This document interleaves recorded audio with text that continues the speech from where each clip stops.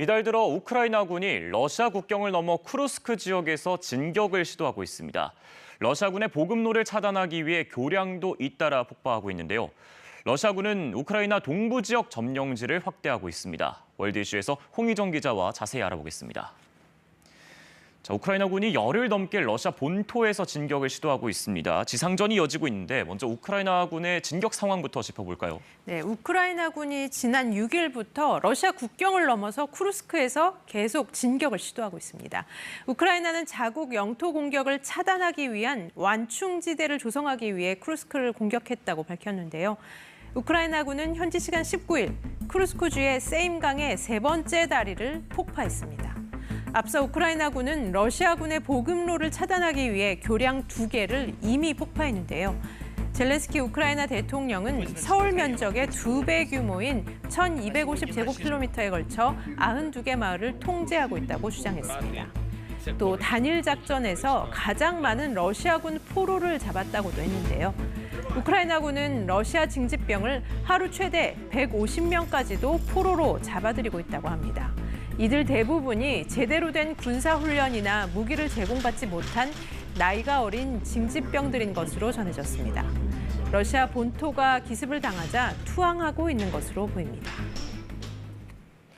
네, 러시아 쿠르스크에 이목이 쏠리면서 서방 언론들도 현지를 취재하고 있는데 이 쿠르스크 지역에 살던 주민들의 상황은 어떻습니까?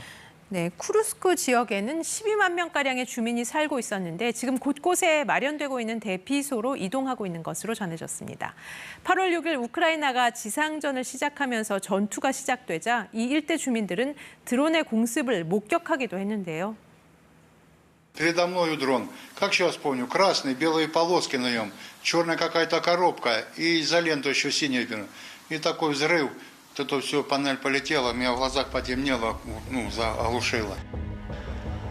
대피소에는 부상자들을 포함해 많은 피난민들의 모습이 보이는데요. 최근 CNN 등 서방 언론은 우크라이나가 점령한 러시아의 소도시 수자를 취재했습니다. 이렇게 건물이 완전히 파괴되고 거리에는 총탄 자국이 있는 차량이 방치돼 있기도 하는데요. 포탄 파편들도 곳곳에 흩어져 있고 광장에 있는 레닌 동상도 일부 파괴됐습니다. 한 대형 건물 출입구에는 민간인만 있을 뿐 군인은 없다는 내용이 쓰여 있는데요. Это же не жизнь. Это существование. Это не жизнь.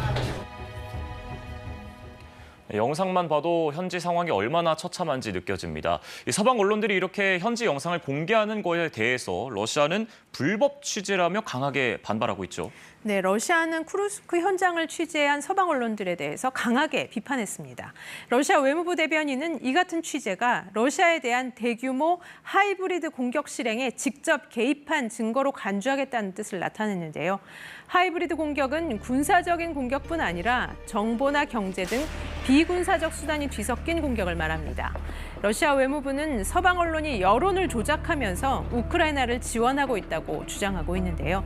이미 러시아에 불법 입국한 외신 기자들에 대해 형사소송을 시작했다고 밝혔습니다.